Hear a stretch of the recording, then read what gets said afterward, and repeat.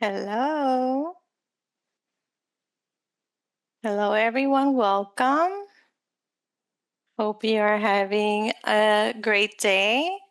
If you can please all enter in the chat box where you're listening us from. And we'll be starting in a couple of minutes. Welcome, everyone. Thank you for being here today. Yay, Delaware! Yeah, we have people from Delaware, New York, Arizona, Maryland, San Antonio. Thank you all for being here. We have a full house today. That's great. Welcome. Good afternoon, everyone. Well, it's afternoon here. Puerto Rico en la casa. Hello. Welcome. Bienvenidos.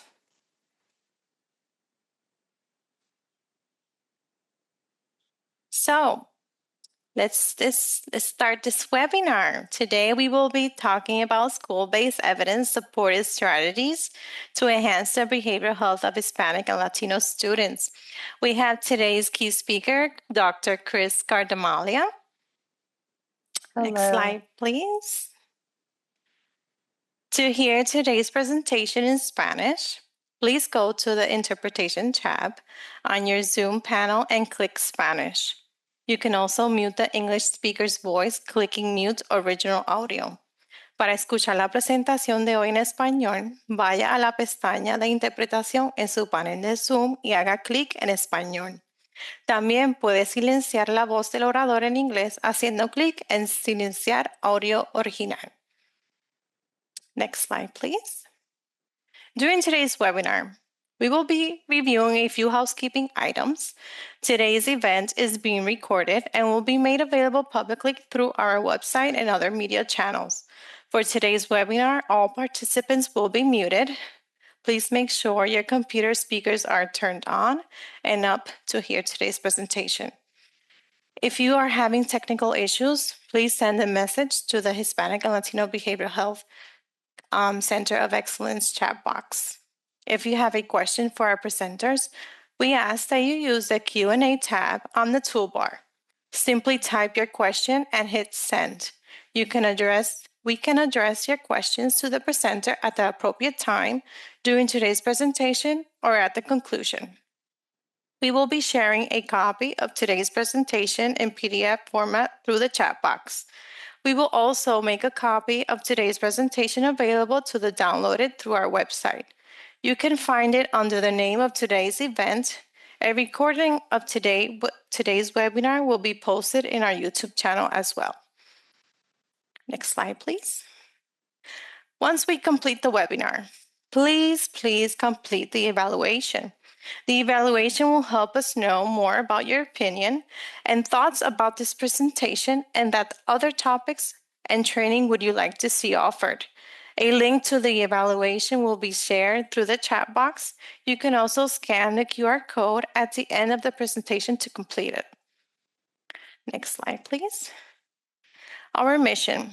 Our mission is to advance and support the sustainability of behavioral health by promoting community-driven, culturally grounded, and person-centered prevention, treatment, multiple pathways of recovery, and recovery support for Hispanic and Latino communities. Also, we strive to accomplish this mission through the development and dissemination of culturally informed, evidence-based behavioral health information, providing training and technical assistance, and supporting the growth and expansion of the behavioral health workforce that serves Latino communities. Next slide, please. Now, a little bit of info on today's speaker. Dr. Scardamalia is an assistant professor and director of school and clinical training at the University of Delaware in the school psychology program. She has worked with students and families for more than 20 years in Texas, Maryland, and Delaware, and has supported students in both traditional school settings as well as juvenile justice settings.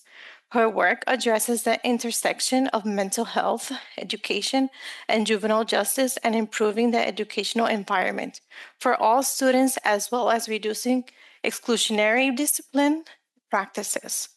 Dr. Scardamalia has a special interest in working with underserved populations to ensure that every student has their individual needs met so they may be successful in school and in life. Thank you, Dr. Scardamalia, for being here. You have the floor. Thank you very much. And I appreciate the opportunity to be here today to share this information with you today. And just really excited to have these continued opportunities to be in community with everyone. All right, so let's get down to it. We only have an hour today, and I want to make sure that we use this time to your best advantage. We're going to just kind of orient ourselves today a bit first to the rates of mental health disorders, symptoms, co-occurring disorders. We are going to discuss evidence-based, practice-informed approaches, culturally responsive strategies to help address mental health issues among our Latino students. And we're going to end today with a case example to give us a little bit of opportunity to practice some of the skills that we are going to talk about. I do want to draw your attention to chat. There is a link there with the webinar slides. All right, so I think we've got folks from not just geographically all over, but professionally all over. So I want to make sure that we're oriented to behavioral health.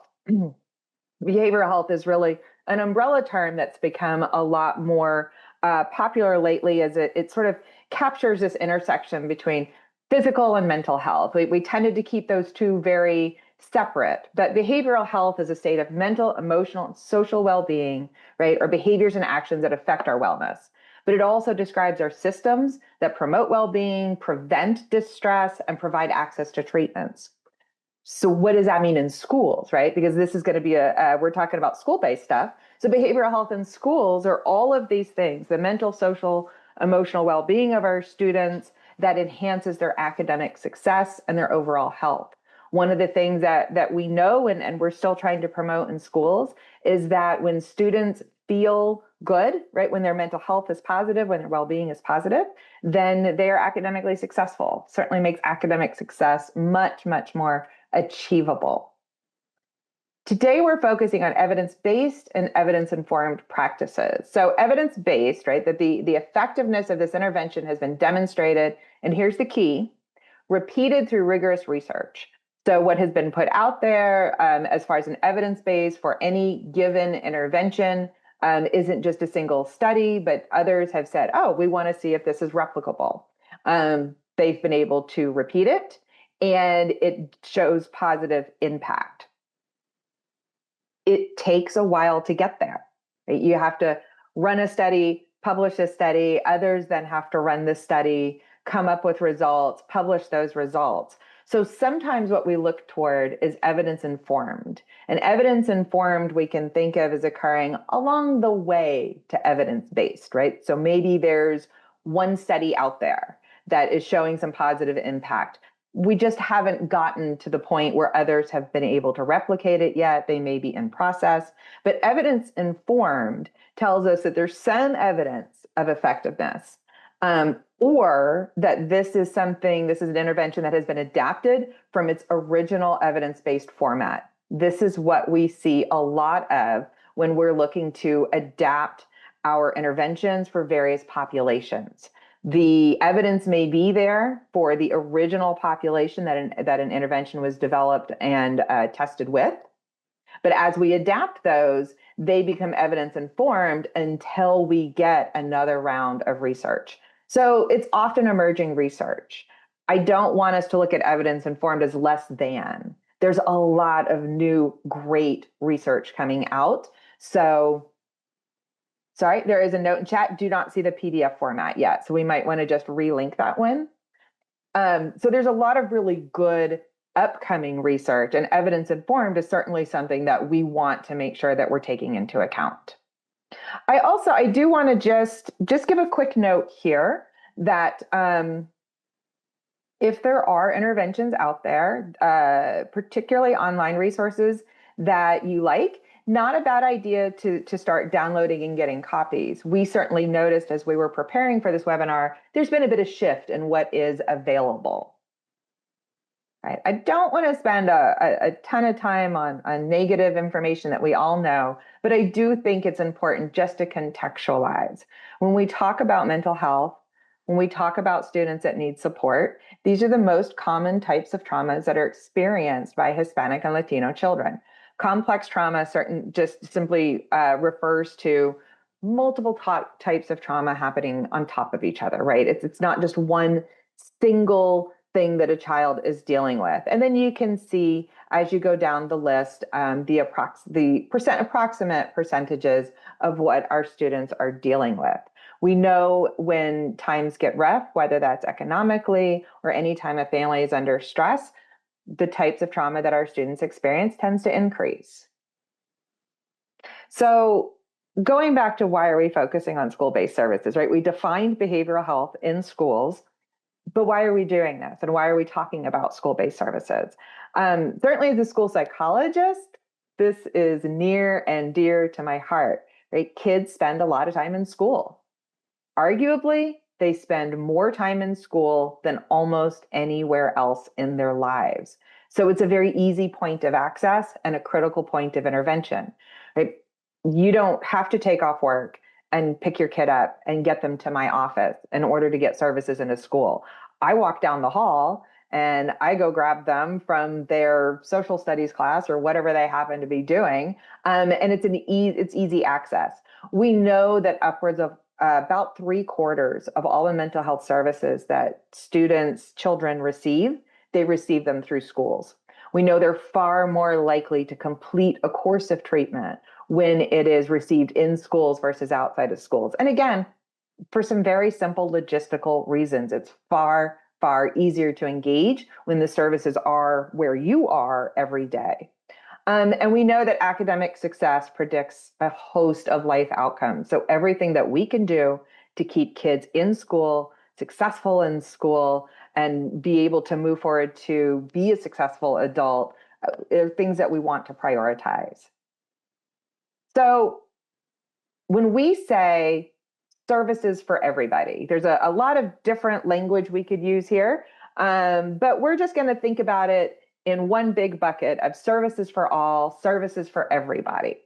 What comes to mind for you when we say that? And please feel free to drop a note in chat.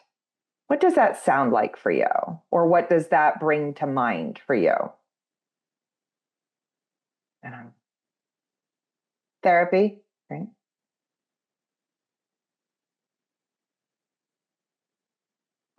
Prevention. Yes, accessibility, right? Counseling, case management. Hi, Tiffany. Did not realize you'd be on today. Accessibility, equity, yes, right? All of this. That this is individualized, and in particular, call out individualized. It is what each child needs, right? It would be so much easier if children were like little Lego blocks, and you're like, oh, the blue one and the blue one needs this, or the green one and the green one needs this. But every child is individual. They have their own background. They have their own issues that they're bringing in. They have their own family context, right? So this really prioritizes who the individual is and what it is that they need. So we'll see that here on the next slide, right? Services for all prioritizes, doesn't include, doesn't address, prioritizes each student's individual and family background in all aspects of their learning. When we include family, we are far more successful. It can be a challenge in schools, but it's a challenge that's well worth taking on. And we want to think about, we say, well, why are we prioritizing and what does it actually mean, right? That there may be different preferences for learning styles, communication styles, and interaction styles. So we want to make sure that we're thinking broadly about how kids are communicating with us in all kinds of different ways, and making sure that we're understanding the messaging that's coming underneath that. All right. There are some general best practices. We're going to kind of start broad and we'll work our way down to more specific applications and more specific programs. But in general, what do we want to think about? Family-centered approaches, right? For our students, where family is a core value, and a very important thing in their lives, it's got to be a family-centered approach. that will help services not just be taken up within the schools, but really become more a part of a student's life when it fits all parts of their life, right? Not just one part of their life.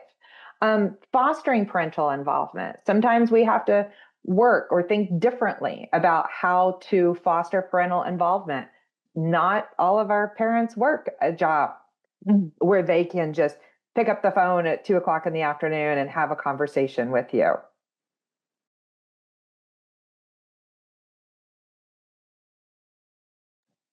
So what that might that look like?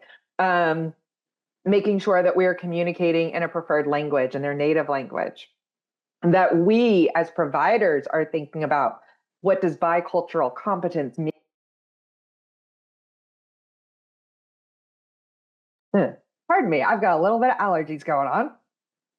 Um, right, and notice I didn't say bilingual. Bilingual is important in many respects, but culture is different than language. Right? As a white woman, I can learn to speak Spanish. Theoretically, I can learn to speak Spanish flawlessly. But does that make me bicultural? Does that give me an understanding of people's background, of where they're coming from, their family practices or their family preferences? Absolutely not. Bicultural is very important.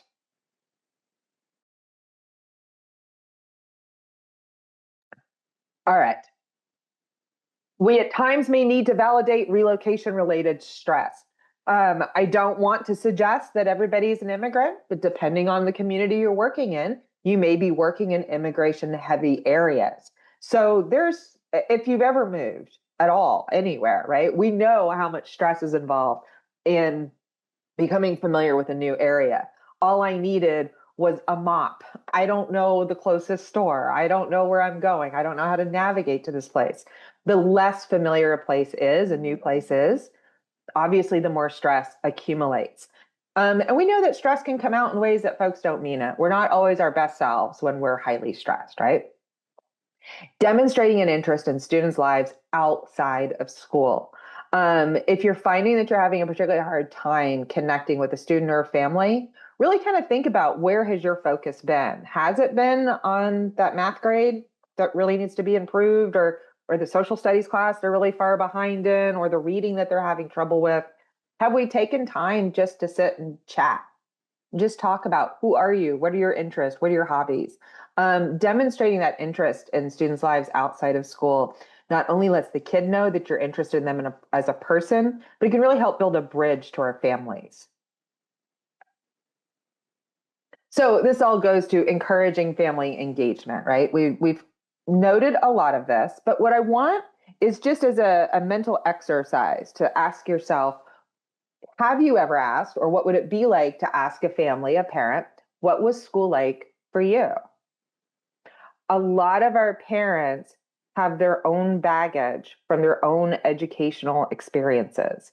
If school was not a happy place for them, if school was not a comfortable place for them, if it wasn't a place that they felt accepted, it may be difficult for them to leave some of those feelings behind and walk in the door and have that open and engaging meeting that you want to have.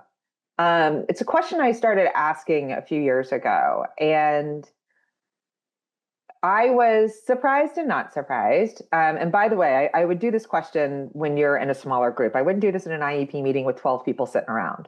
But when I would sit with a parent and just ask, what was school like for you?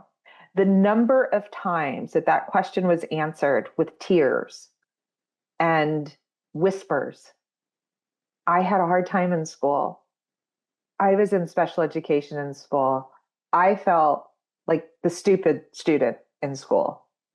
I never wanted that for my child, right? That comes up. Understanding what the parents experience with school with can often help us understand their level of engagement and why we may need to work a little harder to get the engagement that we would like to have. All right. Along these lines, let's not pathologize behaviors, right? Often we get behaviors that are frustrating, that we don't like, and that we may interpret through a certain lens or in a certain ways. We need to take cultural norms into account. We need to take adaptability into account, right? I like to talk about adaptive behaviors versus maladaptive behaviors. There's some behaviors I don't like or frustrate me, but are very adaptive for the child. When I was in Maryland, I was in Baltimore. I think about my kids in West Baltimore and some of the orientations they needed to have, some of the behaviors that they needed to exhibit in order to, frankly, be safe in their homes or in their community, right? So be open to the fact there's variations in norms and customs. We want to be curious. Huh, that isn't what I would have expected. Or I'm not actually 100% sure why you're doing that. Maybe I should ask. We want to be curious about folks. Learn from them, learn from their family, learn about their family. Seeking out additional education. There's some great resources out there to help you learn about various cultures, may be something that is helpful to you. And consider how we can better embrace those cultural norms. If we find that, I've been working with the family for weeks now, and cultural norms hasn't even floated across my mind, maybe let's stop, pause, and think, have I really seen this family for all of who they are? Have I taken time to think about what the family's lens is? We talk about our lens all the time, right? Have I taken the opportunity to learn about the family's lens and the family's background? So I have a quick practice for us. And this is just a quick beware of their adjustment to a new country, culture, and language. That is an excellent, excellent comment. Thank you, Jose. Adjustment is hard, right? And we sometimes get it right first time out, and we sometimes do not get it right. And again, when you're in a highly stressed situation and you're trying to navigate new country, new culture, new language, easy not to be your best self, easy to make mistakes, easy to misinterpret things and just not understand. If you are somebody who speaks a second language or speaks multiple languages, you know how easy it is to have simple misunderstandings because you got a word wrong, right? So when we think about behavior, I really want to encourage us, this is the school psychologist in me, that we think about behavior as communication, right? Kids are communicating something to us. It's just not always the thing that they're saying. So let's consider kid is verbally or behaviorally disruptive. You've got them in class, you've got them in a group session, and they're off topic, or they're yelling out, or their behavior is becoming disruptive. What are some of the things that that child may be trying to communicate with that behavior? And again, you can go ahead and use chat. They're hungry or tired, right? I mean, I have to admit, I can become a little behaviorally disruptive when I'm exhausted and tired. I might not be the most fun person to be in a meeting with, right?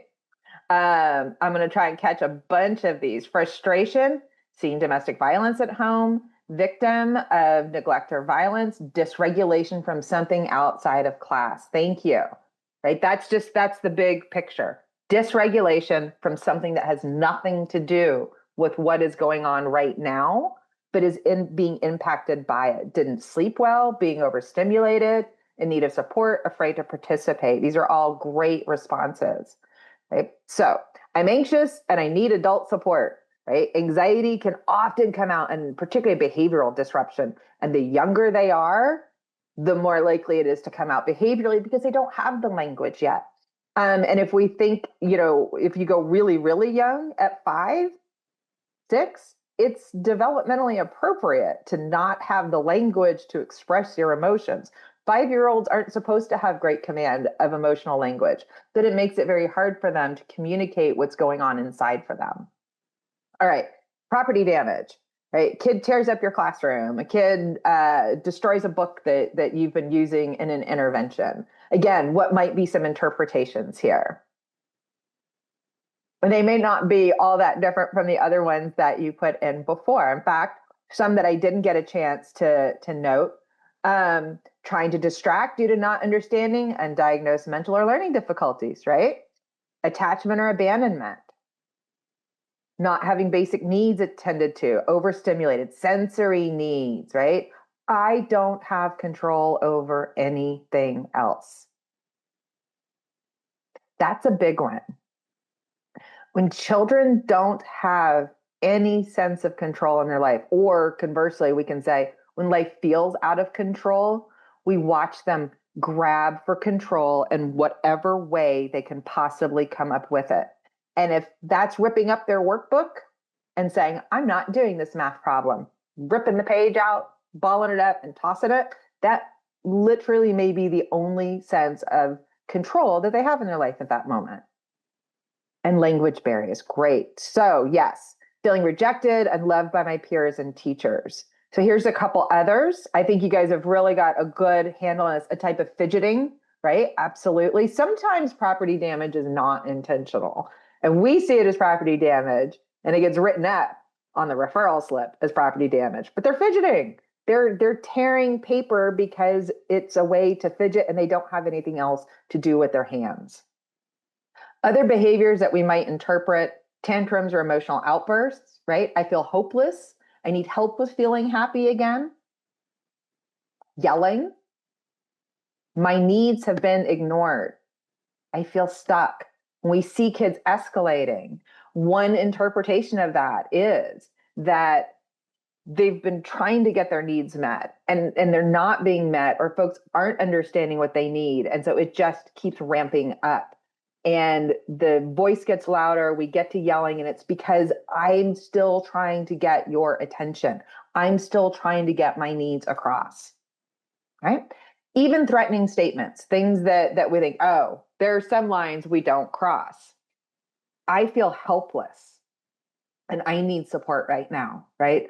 Oftentimes that's when a kid is communicating, I'm a little bit on like my last thread, right? I'm not dealing with things anymore and I feel completely helpless and I need an adult to step in and to help me. All right. So I've got just a couple reflections to keep in mind. Sometimes when we have kids that are, the behavior is very frustrating and we're having trouble being our own best selves because all of these things impact us as adults too, right? Things that we might be asking ourselves. What feelings could the student be experiencing? What need could be currently unmet for this student? What are some other potential causes that I haven't thought of? Have I really sat down and thought through what are all the possible causes? What am I assuming is the cause of this behavior? What is the child trying to communicate? All right. So one key factor as we start to talk about, we're gonna begin to narrow down a little more into some specific processes. We start with interview processes. Regardless of your position, we all tend to do interviews, right? Whether you're a counselor, a case manager, a social worker, a psychologist, we all do interviews. And there can be a temptation, kind of like, yeah, I know this, and do very brief interviews or do very cursory interviews. We want to be thorough. An interview is not just a time for us to learn about a student and a family, but the more seriously we take that interview, the more we're communicating our interest and respect for that student and that family. If you're able to, I believe we've got a mix of folks who work in the community and folks who work in schools. So not everybody has the ability to meet with a student 2, 3, 4, or 5 times and just take as much time as you need. If you are able to, think about breaking up that interview, or if you're doing an assessment, breaking that up over multiple meetings instead of all of it all at once. Give me your entire family history in one shot. If we can do pieces of it at a time, it just demonstrates a more personal approach, and we find that it tends to improve levels of engagement. The more disconnect there has been between a community and a service. So if it's the neighborhood and the school, if it's the neighborhood and a community mental health setting, whatever those two are, the less trust that there has been, the slower we need to go to help demonstrate that while perhaps services have not been trustworthy or there have been issues, I, as a practitioner, value you and I value building trust with this student and with this family. So it improves our levels of engagement because it does allow time to build trust. When that trust is built, students stick around for longer periods of time and they engage more deeply. All right, I've got a couple examples here for you. When you receive the PDF of these slides, all of these are hyperlinked, so you can go see the examples. I do know that some things have been shifting, so you will have my email address. If there's any of these resources that you go to find and the links are broken or you can't get to them, feel free to drop me an email and I can send you copies of things. Okay, so there's the cultural formation from the DSM-5. There's the Camino, where we're going to look at a little in a little more detail in a second. There's the clinical ethnographic interview, and there's the assessment algorithm. I would take a look at them and just, if it's not something, thank you very much for putting that information in chat. My name, position, and email is in chat. If it's not something you've taken a look at, look through them. There may be questions in there that you want to pull into your standard questions. You may decide, like, I would just like to give it a try, right? Somebody in chat, love using the cultural formation interview.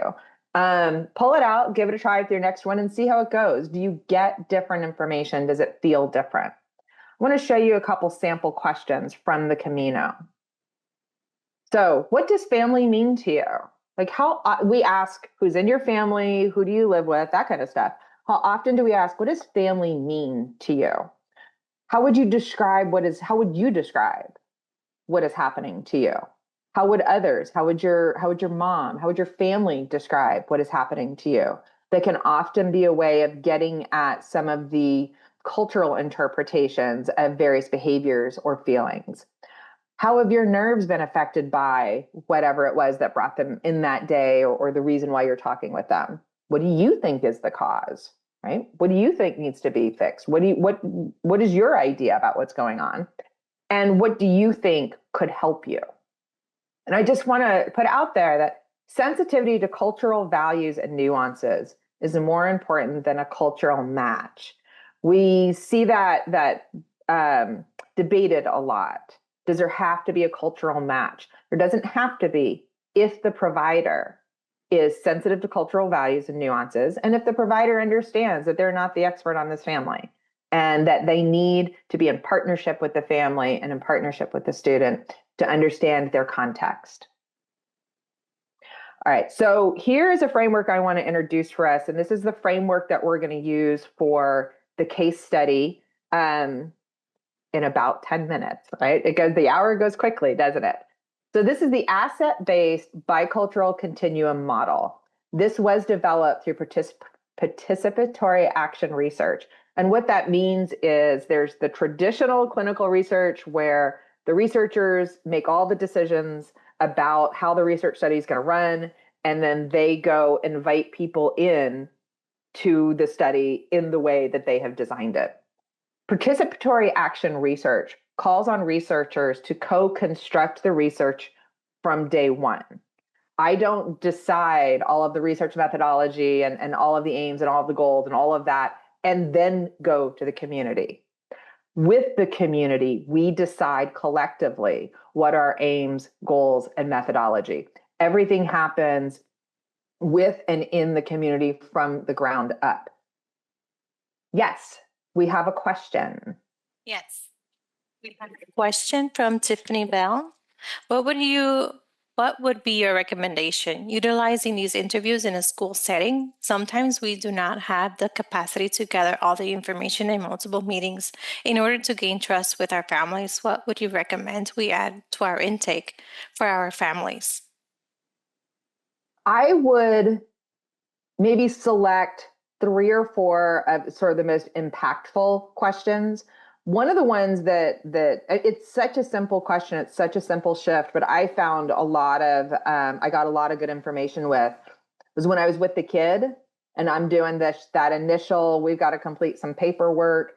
On pretty much all paperwork, you have to fill out a race or ethnicity. I would put that in front of the kid and just say, all right, so I have to fill in something here. How would you describe yourself? How do you describe yourself? If you're with a parent, how do you describe your family? Asking somebody to describe themselves opened up avenues of conversation that I had no idea were going to open from that simple question. Um, if you've only got three or four, how do you describe yourself? How does your family communicate? How do you prefer to communicate? And how does your family solve problems? What does problem solving look like, either for you or for your family? That can help get us at a couple key things that will mirror some things going on in school and may help us understand where there are some differences and where we can fine tune to be a little more in alignment. But I would pull those out. We're time pressured in schools, but if we do want to break up the interview over multiple sessions, we have that ability. And I would certainly think about doing that. Asking three or four questions the first time I meet with the student, asking another three or four questions the next time I meet with the student. So I hope that covers that.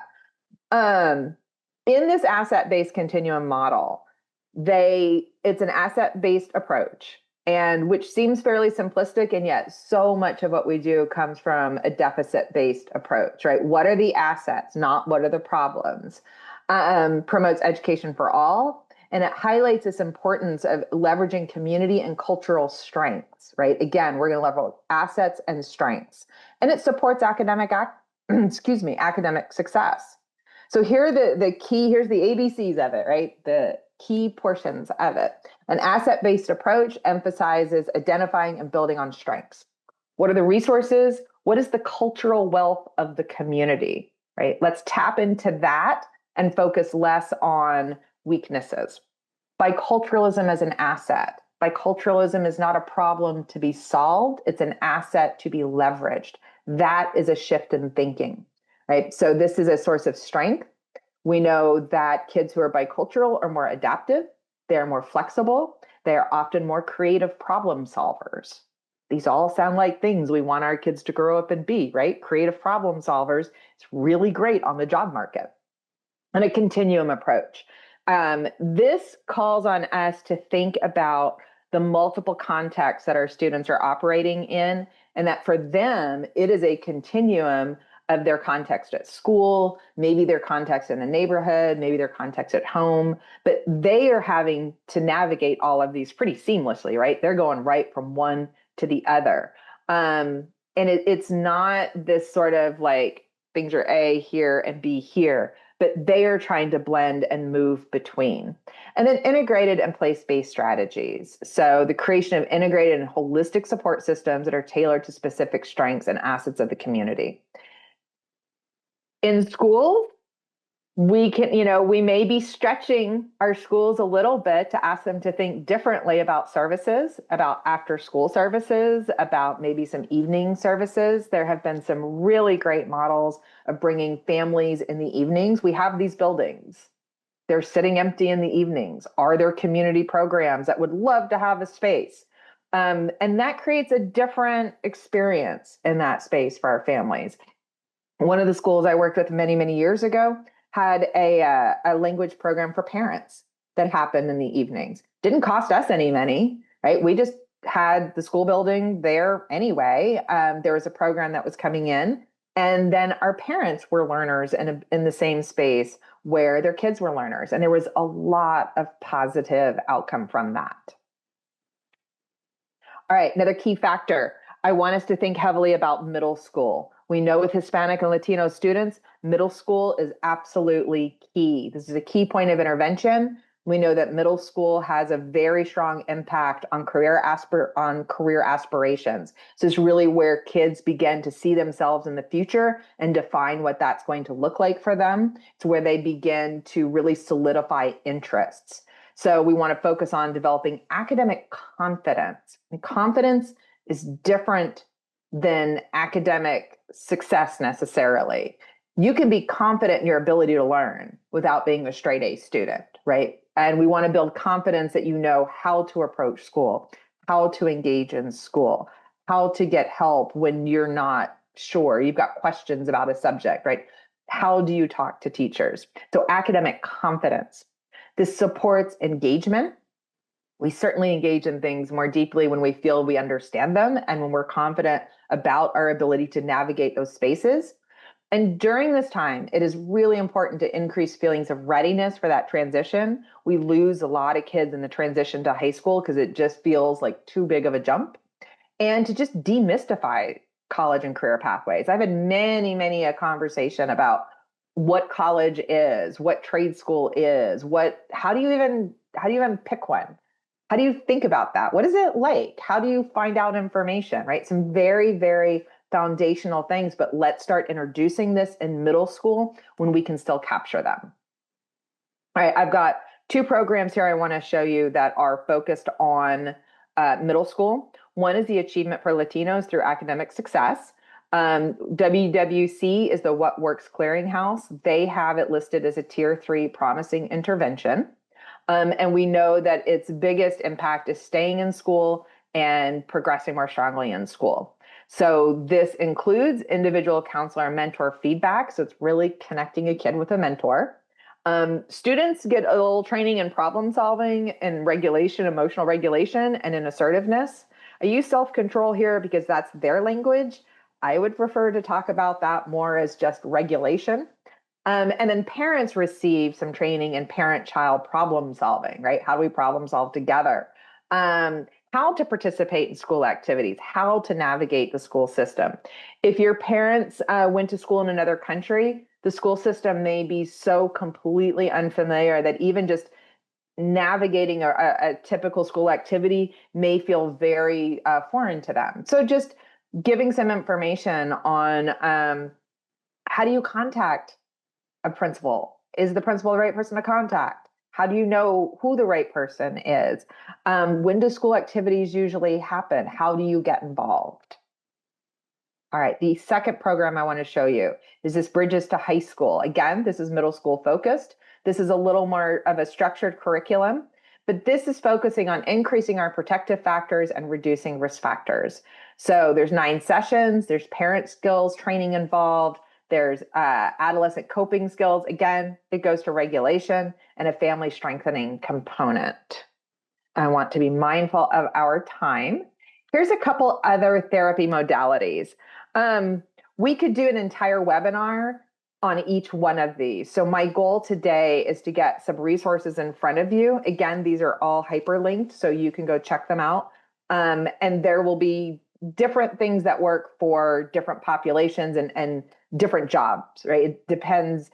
You may be looking at things a little differently if you're a social worker in a community mental health clinic versus you're a school counselor in an elementary school.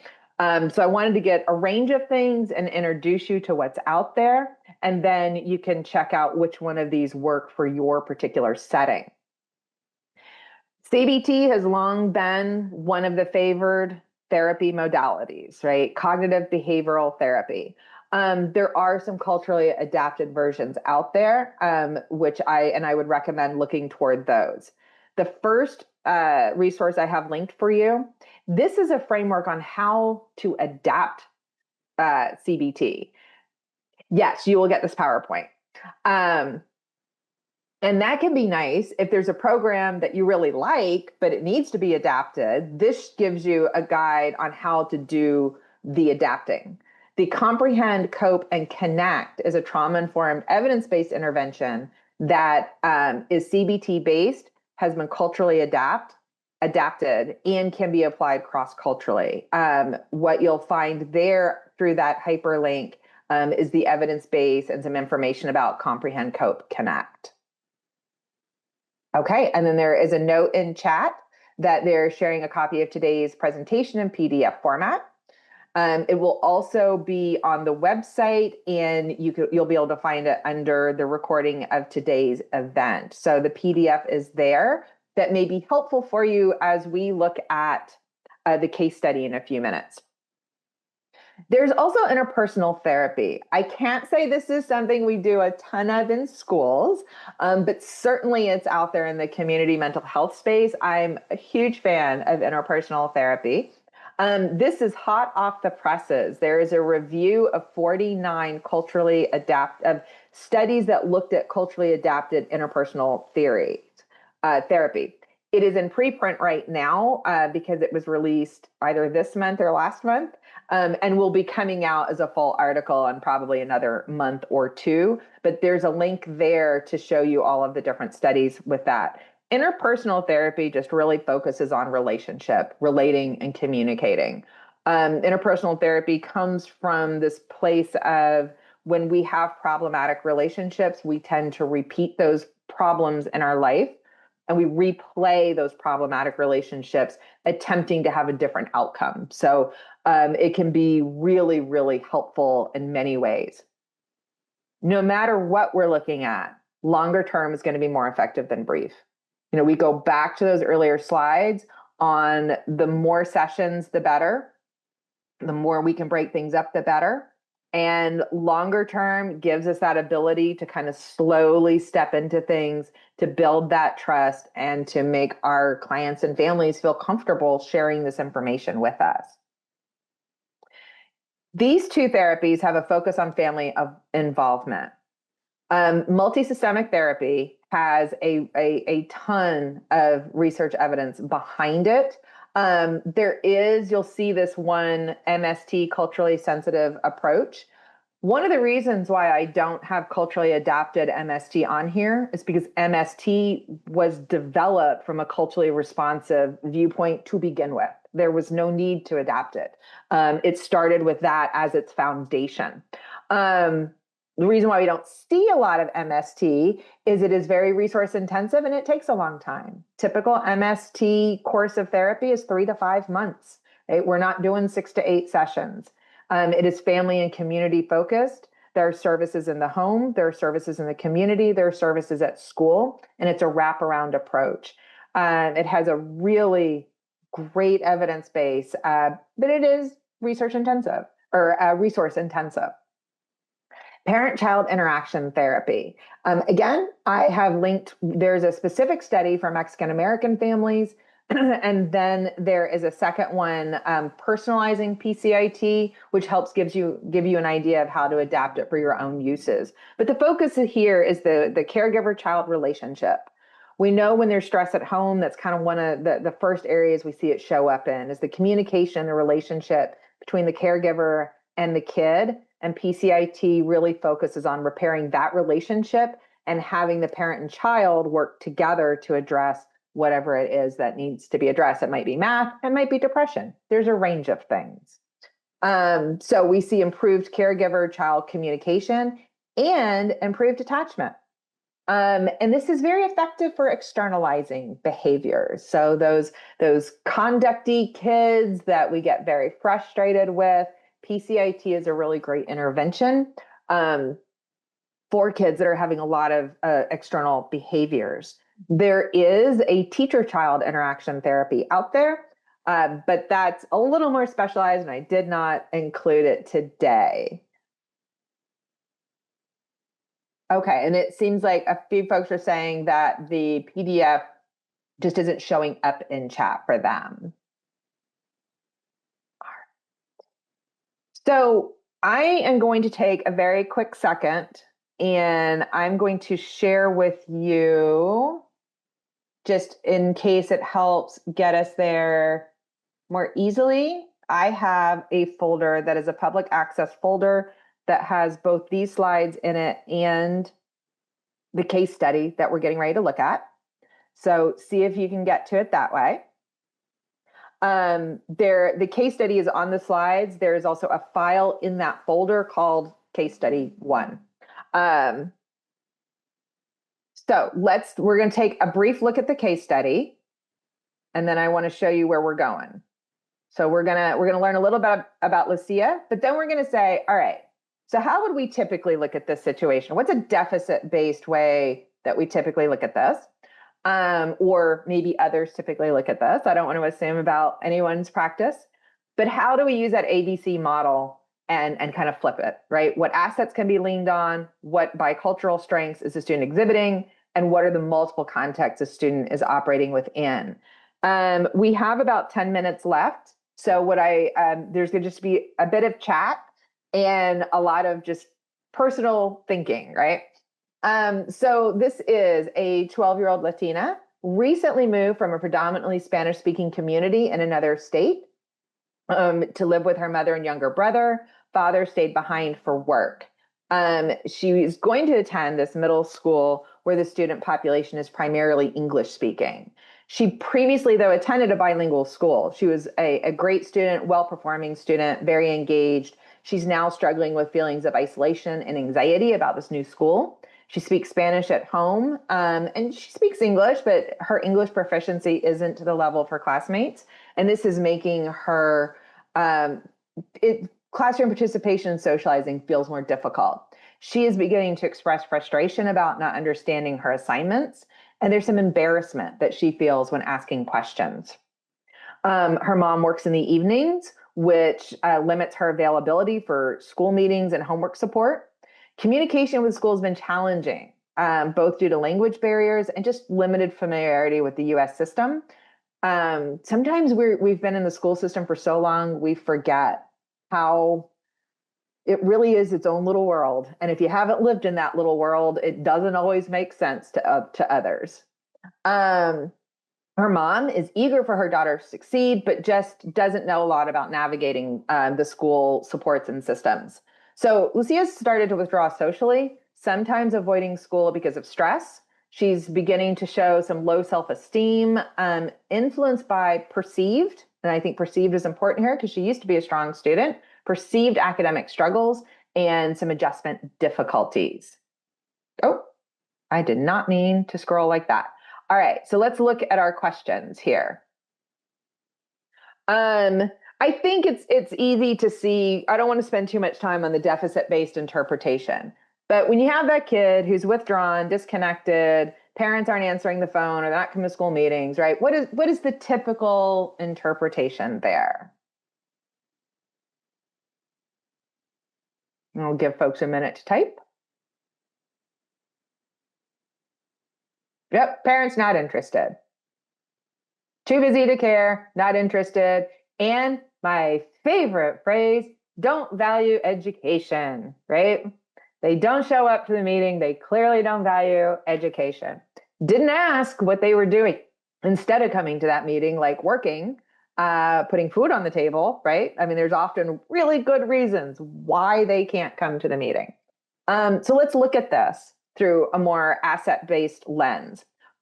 Thinking about Lucia and her life, what we know of it up to this point, what assets can be leaned on? What bicultural strengths are being exhibited? And what are her multiple contexts that she is operating within?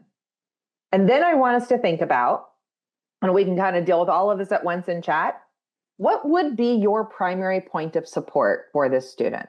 You want to intervene. What are we doing for Lucia?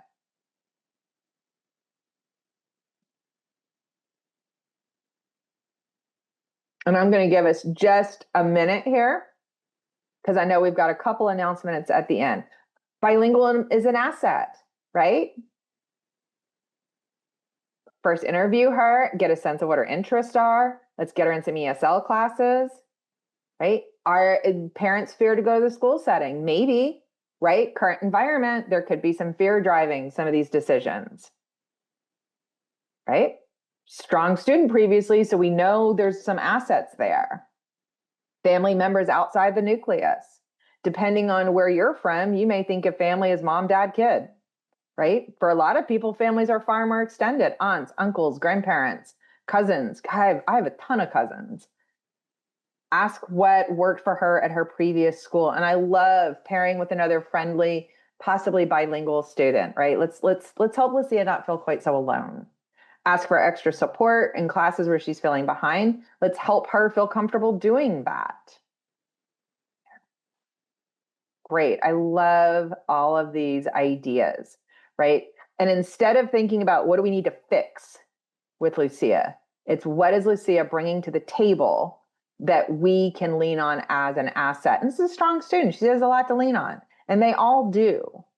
No matter how many problems are on the piece of paper that bring that child to us, they all have assets and strengths to be leaned on. Many other students, yeah.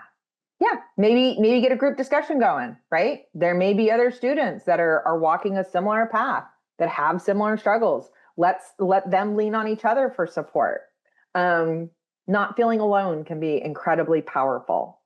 All right, I want to get through just a couple resources and then I'm going to turn this back over. Right? I just want to show you here again. These are all linked. Um, if links break or there's something that I've mentioned that you're interested in that you don't see, please email me and I am happy to send you any articles. Um, this is one preliminary adaptations for working with traumatized children. There's a couple additional webinars on here ensuring the mental well-being. And then this is the same link to that shared folder with the slides and articles in it. Our references. And Angelica, I'm going to turn it back over to you. Thank you Oh, very wow. much. Thank you, Dr. Scardamalia, for that valuable information. And I love to see all the participants, like participating. We're very interactive. Thank you so much for your valuable information. Please take this time to use the Q&A chat box. You can also, we have a couple minutes, so we have a couple minutes for questions if you have any. And also, please take the time to please fill out the evaluation. Your feedback is important to us.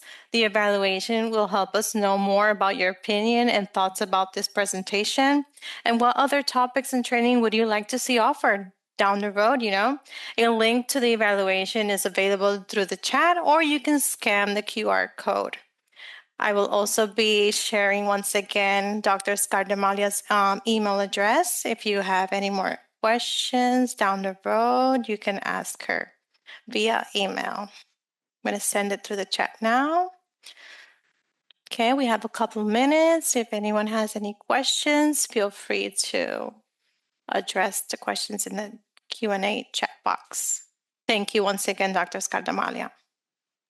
You're very welcome. And I really appreciate the opportunity to collaborate, to virtually see everybody, and just to be in community for a little bit. I find more and more that really kind of fills my cup.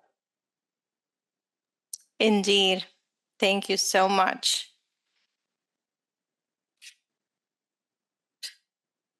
We have a lot of participants saying thank you in the chat. They're very grateful. Thank you so much for this presentation. Great presentation. So, right, folks, be sure to add those great comments in our evaluation form, and we will be looking forward to seeing you all soon. Thank you so much for joining us today. Have a good day.